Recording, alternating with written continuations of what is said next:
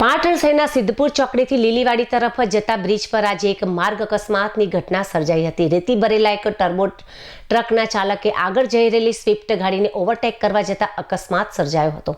મળતી માહિતી મુજબ ટર્બો ટ્રકનો ચાલક પૂર ઝડપે ગાડી હંકારી રહ્યો હતો। બ્રિજ પર સ્વિફ્ટ ગાડીને ઓવરટેક કરવાના પ્રયાસમાં ટ્રક ચાલકે સ્ટીયરિંગ પરનો કાબુ ગુમાવતા કાર સાથે અથડામણ થઈ હતી। આ અકસ્માતમાં સ્વિફ્ટ ગાડીને નુકસાન થયું છે, જોકે સદનસીબે મોટી જાનહાનિ ટળી હતી। અકસ્માત થતાં જ આસપાસના લોકો અને અન્ય વાહન ચાલકો મોટી સંખ્યામાં એકત્રિત થઈ ગયા હતા।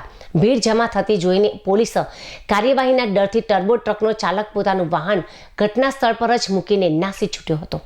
બ્રિજ પર ટ્રક અને કાર વચ્ચે સર્જાયેલા અકસ્માતને કારણે વાહનોની લાંબી કતારો લાગી હતી અને ટ્રાફિક જામના દ્રશ્યો પણ સર્જાયા હતા।